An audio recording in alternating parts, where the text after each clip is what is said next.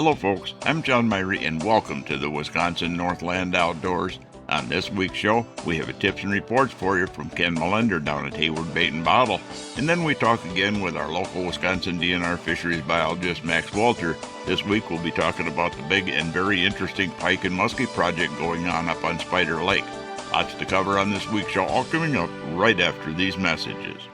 Save on your new Polaris snowmobile with a holiday sales event at Hayward Power Sports. Most remaining 2024 models offer rebates up to $2,000 or financing as low as 1.99% for 36 months, plus a 2-year promotional warranty. From relaxing two-up trail cruising to aggressive trail attacking, we have your machines. Meanwhile, the new 2025 Polaris Indy XCR features the new 9R Patriot engine for unbeatable response and acceleration. Get your new Polaris sled today at Hayward Power Sports, just 10 minutes east of Hayward on Highway 77. Riding along in my automobile. Bumping into things unexpectedly? Make your first choice for collision repair. Ernie's Auto Body, featuring the most advanced collision repair facility in Northwest Wisconsin. With a state-of-the-art spray, bake down, draft paint booth for that better-than-new finish, laser technology for precision frame alignment, loaner cars available, computerized estimates, written guarantees, and documented unmatched customer service, the clear choice is Ernie's Auto Body, south of Hayward on Highway 63 and Nursery Road, where quality is no accident. Lynn's Custom Meats and Catering welcomes you to stop by for their great lunch menu. And while you're there, Lynn's also has a great selection of custom-cut meats and sausages, as well as many varieties of snack sticks, jerky, fresh cheese curds, and much more. Lynn's is open Mondays through Fridays from 9 to 5:30 and 9 to 4 on Saturdays. Lynn's Custom Meats and Catering in Hayward. Today, anglers fish longer. Today, anglers fish harder. Today, anglers rely more than ever on their electronics. It all comes down to catching more fish, and today, anglers rely on Amped Outdoors lithium batteries, period. Visit ampedoutdoors.com today to power your outdoor experience. We're down at Hayward Bait today talking to Ken Milender down here. And Ken, we're getting, as we're recording this, this weekend, which airs, it'll be the deer season beginning. A lot of people are prepping for that. There's still a few people out there musky fishing, and 45-degree water out there. It's way warmer than it normally is. Yeah, there's quite a few reports that muskies have been pretty good, and in fact, one of the guys, Mike Daly, caught a 47-incher. A couple of other guys have caught some low 40s just in the last couple of days. Yeah, I know some 48 and 49-inch fish. I haven't heard much of any 50s, but now sucker supply is really starting to get way down there. It's almost non-existent, so it'll be basically a jigging or a plastics, a big rubber, or trolling bite. Yeah, boy, this is the time of year when they'll be out on a deep edge. Sometimes you can use reflex baits like big jigging spoons and, something that gets a reflex bite. I've taken actually northern pike suckers. Usually we can find them yet, and put them on a jig and jig fish along the edge of cribs and stuff. Add some hair to it, a hair jig, and or whatever, but big rubber. Some of the big bulldogs, the toads, all of those type of baits. You can jig a lot of those over the top of cribs and off. The steeper drop offs. That's where you can find the fish too, is on the steeper drop offs a lot. Yeah, so that's why the up and down motion seems to cover more water columns, because sometimes, like today, it's really sunny out and warm. They'll be suspending along with all the bait coming to the edge of the deep weed lines. You mentioned that up and down, that vertical presentation, too. That's something that I just don't see a lot of people do enough of. I mean, they'll take up, for instance, a bass spinnerbait. They'll throw it out there and they wind it straight in. When you start adding that vertical pausing and let the bait flutter up and down, you're starting to get more action and more strikes. So adding more vertical to a lot of different baits, rather than strictly ripping horizontal, it makes a big difference. Well, you can ask any bass angler. There's certain times of the year we'll take, 3/4-ounce spinnerbaits and just let them flutter down the edge of the reed line and just rip them way up and that. And it's like, over the course of a year, you lose a lot of money to them because we don't ever use leaders. So, it's hard on the pocketbook for them toothy critters. Well, and there's other fishing out there. It's going to be cold. You're going to be out there in the cold water, but I don't see the lakes freezing up anytime soon. Normally, we're looking at first ice around the middle of deer season sometime. I don't think we're going to even come close to that on the big lakes, especially. Yeah, well, this year, the whitetail rifle season here in Hayward is kind of like a week later than average. And, you go on the average pass, like 50% of the years, the guys are ice fishing that same week. Yeah, and that's just not going to happen this year. Like I said, I was on a relatively small lake just a couple days ago, and I had 45-degree water. Yeah, I think Namakagon had 48 the other day. Yeah, lots of things going there. Let's talk a little bit about the deer season. I mean, there's always a bunch of people out there, and our deer populations are still pretty good in some areas, but there are other areas that don't seem to be a lot of deer. Yeah, it seems like every 12, 15 years, there's a really strong secondary rut. And due to the fact that we had very mild winter in a lot of dual fawns and a lot of the does, you're going to see probably the secondary rut happen around I'd guess the new moon, which is the last weekend of our season here. So be patient. Midday, those bucks are going to be traveling. So just be patient. You should have a better chance than past years on the second weekend.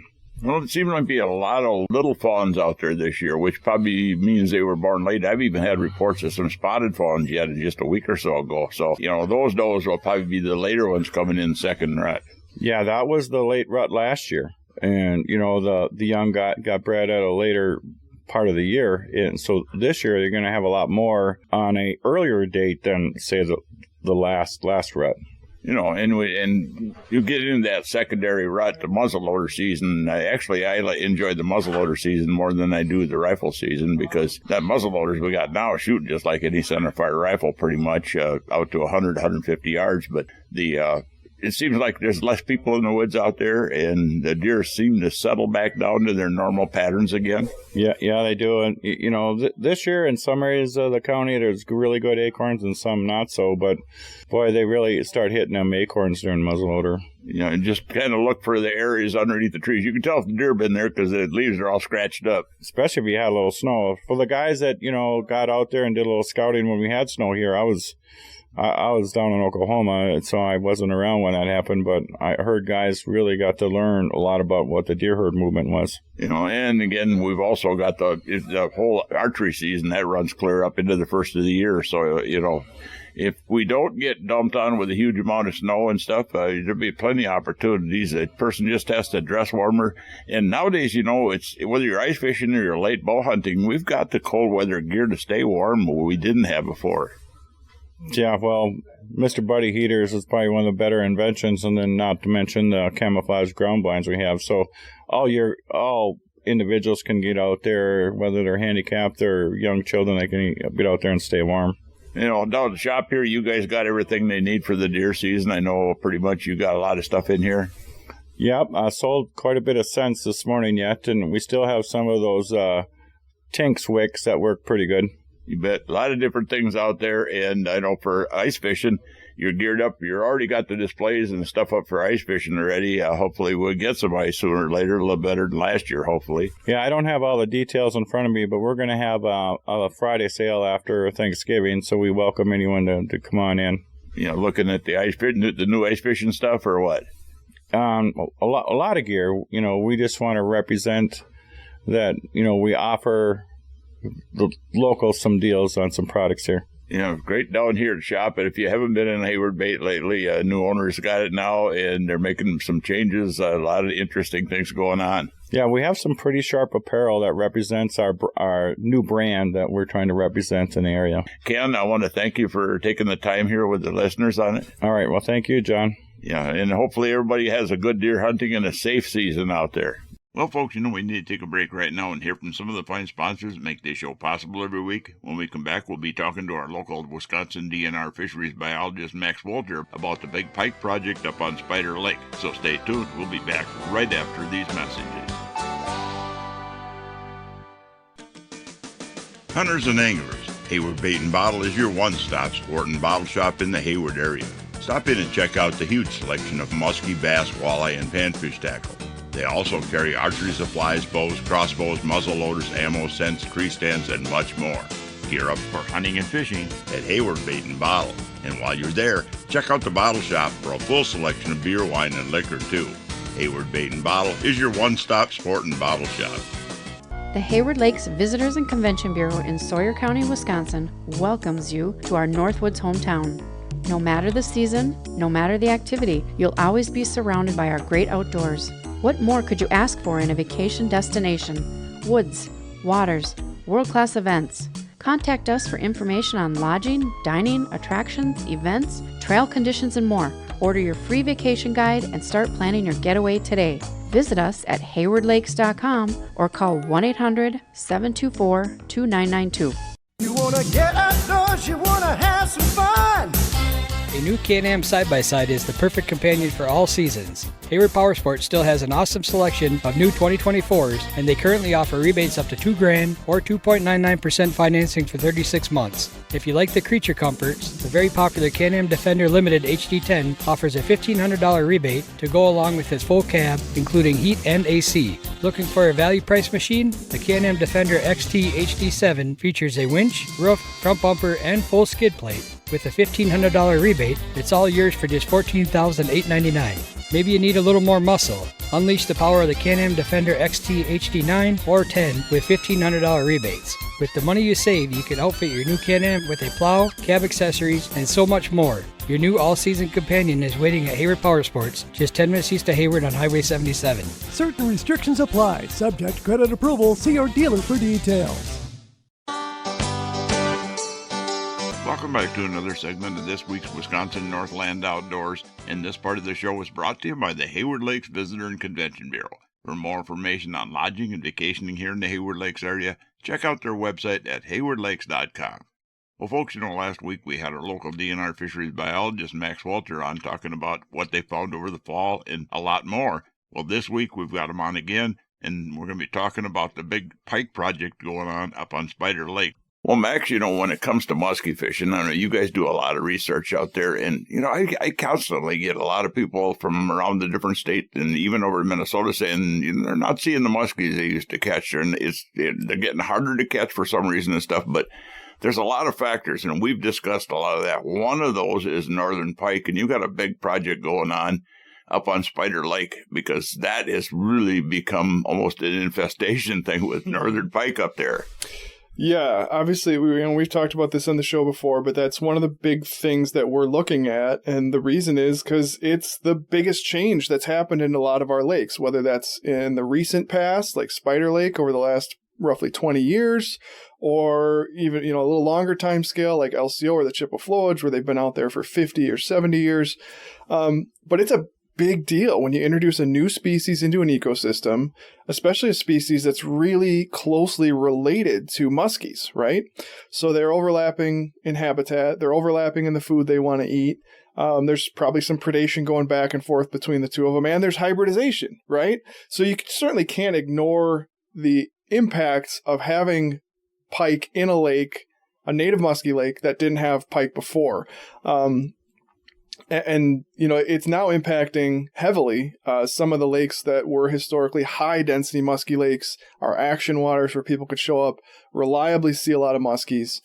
So angler reports from places like the Tiger Cat chain, the Spider chain, of people saying, hey, we're seeing less fish, I think are absolutely 100% credible. And, we're listening to those people. We're doing our own surveys. It's corroborating it. And then the next question is, what are you going to do about it? Or what can you even do about it? Well, and some people will ask, well, you got lakes in Canada and northern Minnesota and stuff that have really good musky fisheries, and they also have really good pike fisheries. But the fish, you got different genetic fish. They've learned and to spawn different, to adapt to living with pike. And unless you have a really big water system, it don't work that way. Yeah, and that's exactly it. So there's some fancy ecology words for this: allopatric and sympatric, which means either species that evolved together or didn't evolve together but are now encountering each other. There are a lot of places where pike and muskies have been in the same water body basically since the glaciers receded, and we kind of have all the lakes and the setup we have now. And obviously they've sorted that out, right? I mean, they've been doing it for 10,000 years where both species have existed in the lake. Probably one goes up and down at different times, but that works well in large water bodies where they can, or they don't have to share the habitat, right?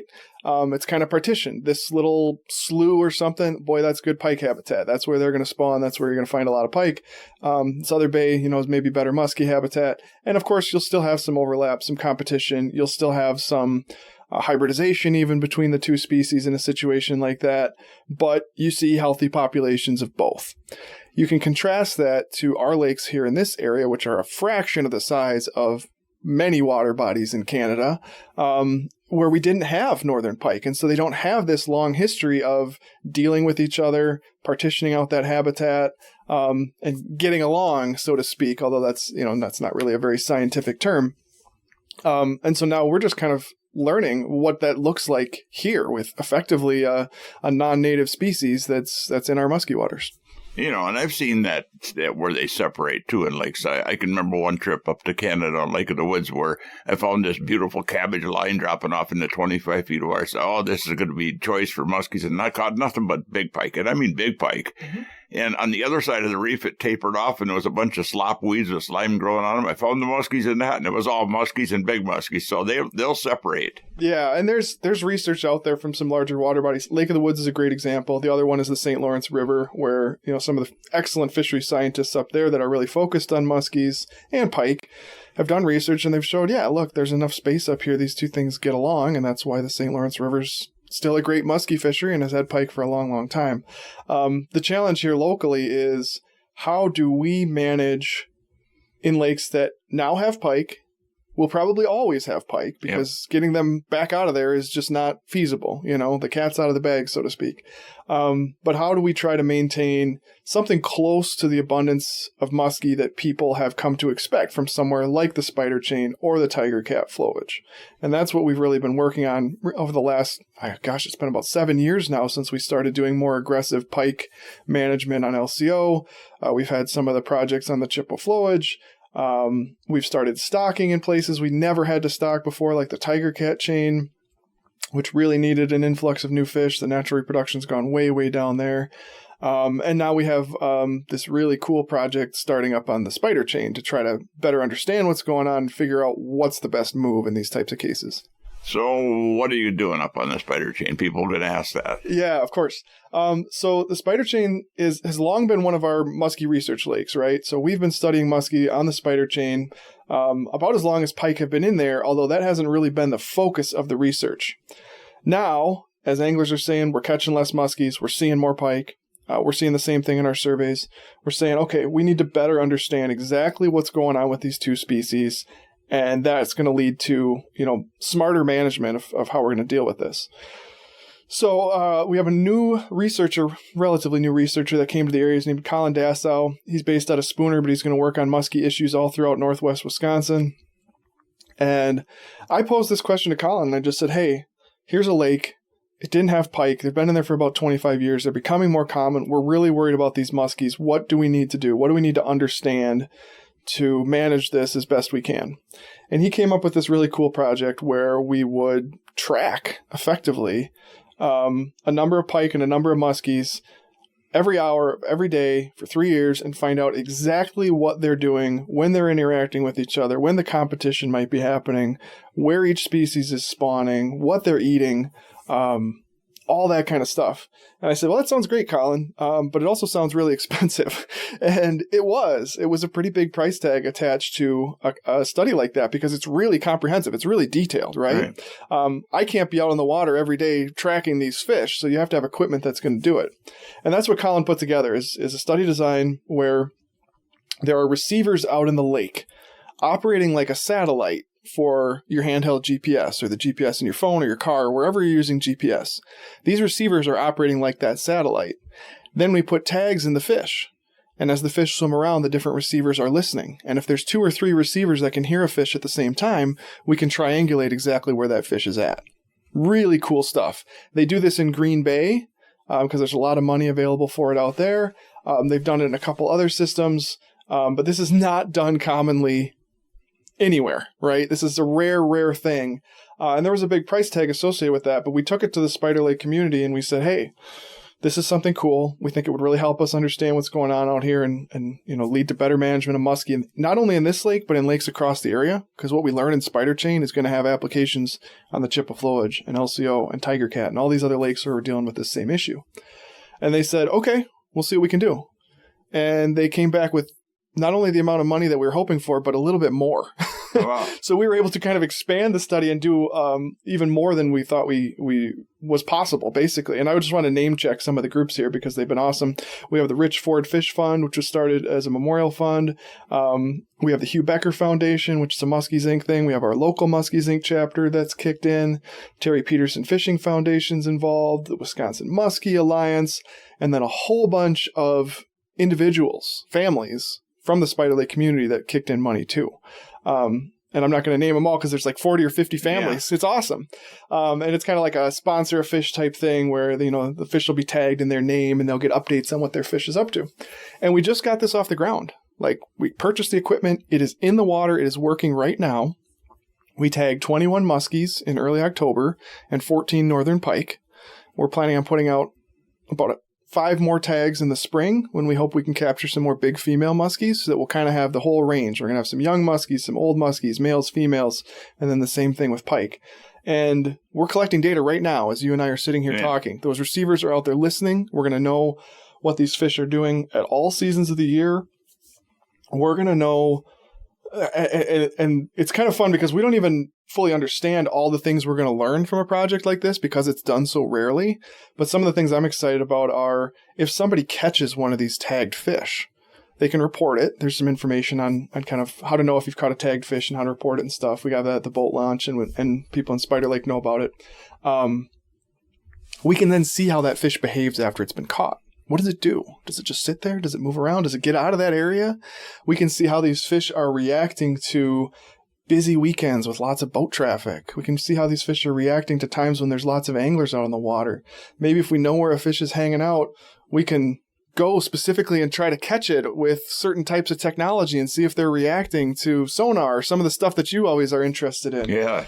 The possibilities are really endless here. And there was a lot of work done over the last year to just get this off the ground, get the equipment out there and purchased, and get the tags out there. And now we're into the fun stage, which is learning. And then the next stage, which will be challenging and will put a lot of responsibility on me, is taking what we've learned and then generating the management actions we want to do. And maybe that's stocking. Maybe it's habitat manipulations. Maybe it's more targeted pike harvest because now we'll know where they're going at different times of the year. Well, folks, we need to take yet another break and hear from even more of the fine sponsors that make this show possible every week. When we come back, we'll have the second part of that talk we had with Max Wolter, so stay tuned. We'll be back right after these messages. Hey folks, come on over to Hayward Ace Hardware and check out the area's largest selection of firearms, ammo, and accessories. We carry top brands like Browning and Sig Sauer, and we have a great selection of the newest and hard-to-find models. We've got a large selection of ammo with more coming in daily. If you need a scope, we carry great brands like Leupold, Hawk, and EOTech, and we'll even mount it and bore-sight it for you too.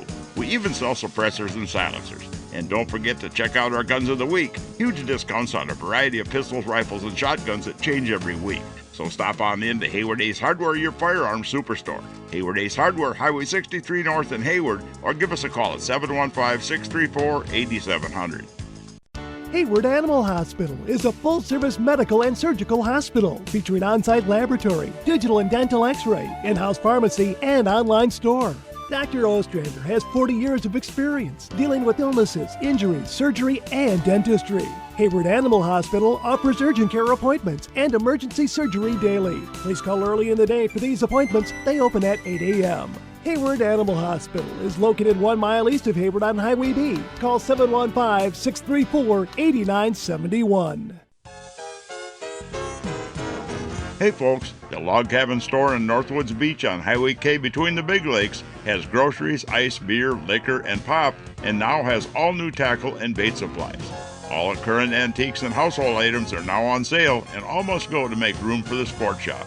That's at the Log Cabin Store in Northwoods Beach between the Big Lakes. If you'd like to have your time fishing be more enjoyable and productive, hiring a fishing guide can be a good investment. Whether it's learning more about fish patterns throughout the year, learning how to use your depth finder to find the best spots and fish, learn how to use that GPS to get the most out of it, or learn better boat control. A day on the water with a guide can really help you to be a better angler as well as make a day on the lake very enjoyable. To book a guide trip this year or get more information, you can find us on the internet at www.wiscnorthlandoutdoors.com and then just click on Area Guides.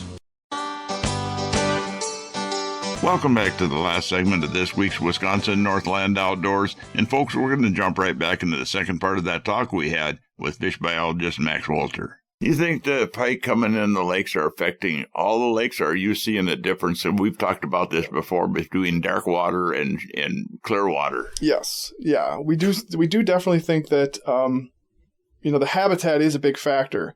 And we talked earlier about if it's really big habitat, it's probably not as much of a problem, right? They're going to find their own spaces and whatever. But we've seen in this area, I think, water color is a factor. Like teal and lost land have had pike for quite a long time. We don't see as extreme effects of pike there as we do in tiger cat, which has the tiger cat chain, which has a lot of lakes with clearer, weedier water, and the pike have done more there in the last 20 years than they've done in about 40 or 50 in lost land and teal. So there is a little bit of a difference based on those types of things. Flowing water is another factor, right? Well, pike are not as good at feeding by sound as muskies are. Muskies have adapted to feed by sound quite well from what I know, and that would put the pike would have to stay higher in the water column in darker water, where they'd be more vulnerable to getting eaten by muskies. Yeah, or they just don't feed as effectively, which is kind of frustrating too. I mean, we see that in places like, I was just looking at some of our data from like Barker and Blaisdell lakes, which have had pike for quite a while now. And the pike are reproducing successfully. They just don't get that big. And I think that's because they don't feed very effectively in that really dark water. So they're still there. They're still causing problems. We don't even get any big pike out of it. And that's kind of another component of all this is knowing we're going to have pike in these water bodies forever. How do we make at least some of them big pike and minimize the impacts on muskies, right? If you can have that situation where you're still catching a fair amount of muskies, and when you do catch a pike, it's 28 or 32 inches, that's not a bad place to be. No. That's fun. But if you're not catching as many muskies and the pike you're catching are all 17, 18, 19 inches, that's not as much fun. So that's what we're trying to avoid. Well, one lake particular, the darkest water we've got up here is probably Moose Lake out where I'm at. And I'm seeing less muskies in there now than we have in the past, but bigger muskies. But I'm also starting to see more pike. And the pike have been in there a lot of years because I caught hybrid muskies out of there 25 years ago or more. So I know there's always been a couple of pike roaming around, but now I'm finally starting to catch some, and we're catching them all size structure, even down to little fingerlings. Yep. That's another common change. You mentioned the muskies are bigger. As density of muskies has gone down, and especially in a lot of what you would call these action lakes, spider, tiger cat, lower clam, whatever, as the density of muskies goes down, the size gets better. And some people kind of consider that a silver lining, just fine. But to me, that's a big warning sign. When we start seeing bigger, older muskies in these water bodies and not as many smaller, younger fish coming up behind them, that's a sign that pike are really having an effect on the muskie population. Yeah, but, even though we're talking that dark water, that's probably not one of the lakes that they're likely to get where they devastate the muskie population. Yes, right. Yeah, it's hard to imagine pike in Moose Lake getting to a really high density. But it may still be enough that they're going to kind of throw muskies off their game, compete for spawning areas, compete for juvenile habitat, prey on each other. I mean, that's something that's got a lot of attention, is that pike do hatch a little earlier than muskies. So those pike fry have a head start on muskies. Whether they're preying on them directly or just occupying the place a little muskie would like to be and eating the food they want. That's one of the things we're hoping we can start to understand with this Spider Lake study. But yeah, even Moose Lake is not totally immune. It just may be a little bit more buffered for some of the worst effects of what we could see. Yeah, I wouldn't want to be a 20-inch pike swimming around up high in the water column in that lake. Yeah, right. Yeah, and that's true too. So, yeah, and I like pike. I mean, I grew up fishing pike. That's probably why I'm a fish biologist, because I biked down to the local creek and that was what was there to catch. My family eats a ton of pike, so none of this is like, pike are evil, pike are bad. Again, they're just animals doing their animal thing, and they have a lot of value. But also at the same time, this is Hayward. We really value our muskie fisheries. We don't want to see a loss in the quality of our muskie fisheries. So that's why we're working on this issue so much. Great stuff there, Max. I want to thank you for taking the time with us here. Yeah, thanks for having me. Well, folks, we're about out of time for this week's show. I'd like to remind everyone out there that if you miss a show, go to our website at WNOradio.com. From there, you can link to our podcast site, and the show is also on Spotify and Google Podcasts every week. And also, if you're looking for information on vacationing and lodging here in the Hayward Lakes area, check out the Hayward Lakes Visitor and Convention Bureau website at haywardlakes.com. Thanks for listening, folks. We're out of time, and we'll be back again next week with another interesting show for you. Listen with me, I'm gonna take you there to our Wisconsin outdoors, our Wisconsin outdoors. This program has been produced and hosted entirely by Wisconsin Northland Outdoor Communications.